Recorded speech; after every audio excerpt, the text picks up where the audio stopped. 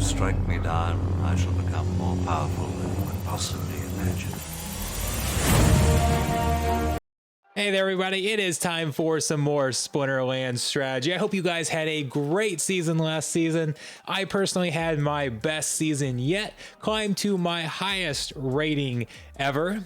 And one of the strategies that I used more this season than I've used previously was focusing on the Giant Killer ability in high mana matches. I've used this previously, but I'd never really made it a priority the way I did this season. Really focused on using Giant Killer in those high mana matches, and it made a big difference for me. So I'm going to go through what Giant Killer is, how I utilized it, and hopefully you guys can use this in your own battles. So what is Giant Killer? Giant Killer is a relatively new ability that deals double damage to enemies that have 10 mana or more. And a recent change that we had is that they increased the mana caps that we could get for battles, because they've been releasing a lot of, like, all of the airdrops have been 11 mana cards. There's been a lot more double digit mana cards come out.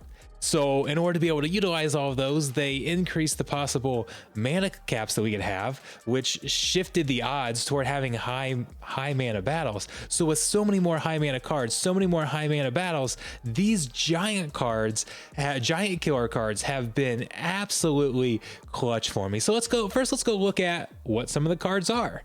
So there's actually a fairly wide variety here. We have 7 cards that have Giant Killer in them. By the way, this is the splintercards.com website. This is a website I like to use quite a bit. If you come up here to gameplay and click on abilities, you can come up here and select the abilities, and it will actually show you all of the cards that have it. And then you'll notice this number down here. It actually tells you the level that they get Giant Killer at. So the first battle I'll show you actually uses Jin Inferni from our Chaos Clash tournament this past week, and that's a card that has Giant Killer at the base level. So this is a strategy you can use even down in bronze. Now, a lot of your high mana cards are legendary cards. Your 10 mana and up tend to be more legendary cards, more rare cards. So a lot of times you don't see them as much in bronze, but as you start to climb higher in silver and gold, you'll start to see more players with these cards. And a lot of these Giant Killer abilities really come into play in silver.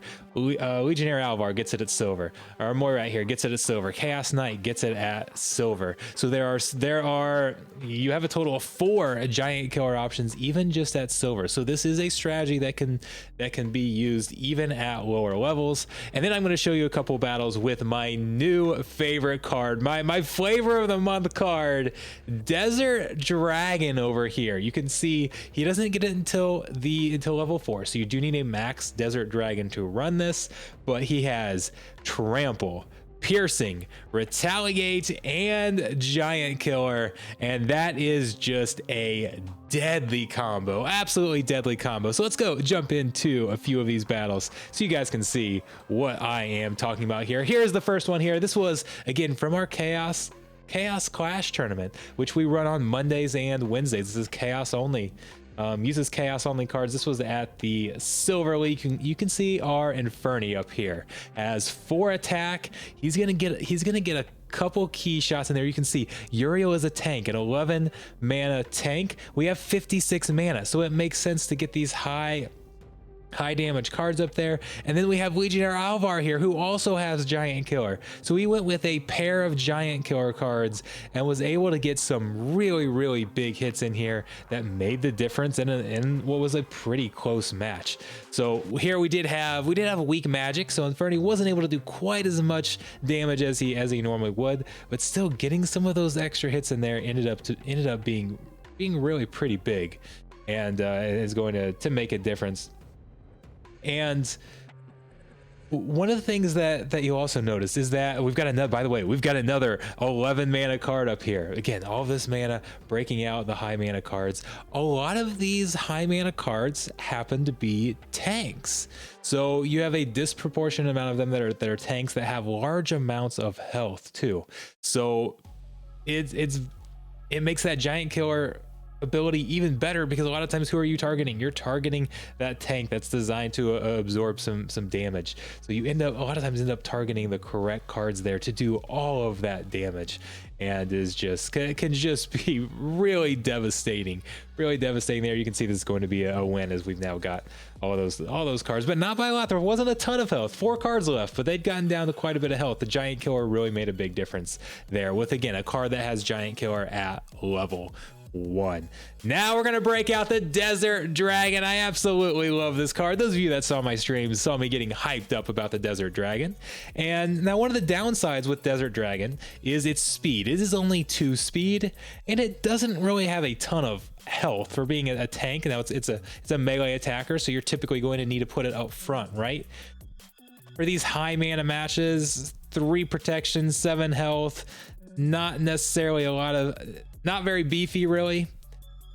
Only 2 speed. You've got to make sure it's got a chance to go, and that's going to land its hits. So I'm usually running it with Kitty, and that's okay, because we're using these in high mana matches, right? So Kitty is going to be your best Dragon Summer typically anyways in those high mana matches. But what I like to do is put a taunt in the back that's going to give Desert Dragon some time to get his attacks off. And I'll have a taunt, and sometimes I'll have some triage. Here, I really like this Dark Han combo because it's got lots of health, lots of armor, and then adding Scale Doctor, who has repair and triage on the same card. So that can help keep that card alive a little bit.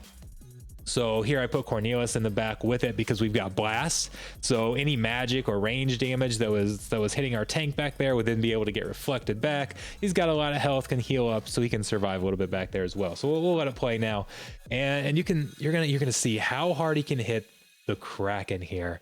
With, again, we're starting with 6 damage. They decrease ours by 1. We're adding +1 melee on our side, so that kind of negates out. But we've got some chance for some big time hits. Oh, and then you get the chance to trample if you get a kill. You've got piercing, so you're not wasting a lot of that damage. Unfortunately, we didn't get a retaliate here at the start, but you also get retaliate because you're usually going up against a melee card up front, right? So you've got the chance to retaliate and get some huge hits. And man, he can just deal some absolutely devastating blows. Here you go. 12 damage against the Kraken. 12 damage. That is a big time hit for a single blow. And man, it's just so much fun. We've seen on our streams some retaliate battles with the Kraken. Here, I think we get a retaliate here. Yeah, look at this. You get the retaliate, 12 damage back.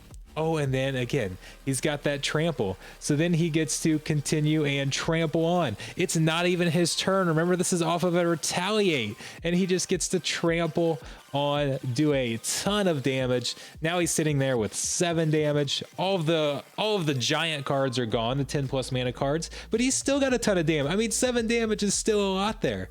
And look what we're gonna get. Oh, let's remember the first time wasn't actually his turn. That was on the retaliate. Now he's gonna go get another kill, get another trample, gets 3 kills with a blast there on his turn. He got several kills just on that turn between the retaliate and his own attack. So much damage in there. I absolutely love it. Let's show one more. Going up against one of my other favorite cards, Grund. I absolutely love Grund, but he is double-digit mana again. We had 40 mana, which is fairly high. We definitely see a lot higher now. But again, the same type of strategy. I've got Slip Spawn in the back. I've got Mycelia, who is we're down here. I do have Mycelia. I've got Princess. I've got the Scale Doctor. So we have a ton of survivability down there. And we've got 3 triages and a repair to keep that Slip Spawn alive, and then just allowing our Desert Dragon to go trample people. You saw how much damage he did to Grund in there. That was absolutely amazing. So this card, I'm loving this card. Absolutely loving this card. On higher mana, sometimes I'll pair it with like a Carnage Titan too. You can get some more big hits up there. So it's been a very, very good card for me, and of course it's not unbeatable by any stretch of the imagination. If one good counter to it is actually using Force Field, for example. We saw the Force Field there at the very end. only did 1 damage against it. Now, by the time he hit that force field in that instance, the match was already over. He only needed 1 damage anyways. But some of those force fields can really be a problem. I've run into that a couple times, so something to be aware of. There's no strategy in Splinterlands that is unbeatable, but this is one that I'm really liking. Giant Killer, again, I love the Desert Dragon. That's an extreme example with all that damage, the piercing, the trample. But even some of those other cards, there are cards down there that get that Giant Killer at Silver League, and you can absolutely utilize those to your advantage, especially as we get these high mana matchups. When you see these 40, 50, 60 mana, 99 mana matchups, and everybody's throwing these big cards out there, don't forget about Giant Killer. It can make, doubling your damage can make a massive difference. So let me know what you guys think. Share some of your battles down below in the comments of utilizing Giant Killer. Let me know some of your favorite combos with Giant Killer.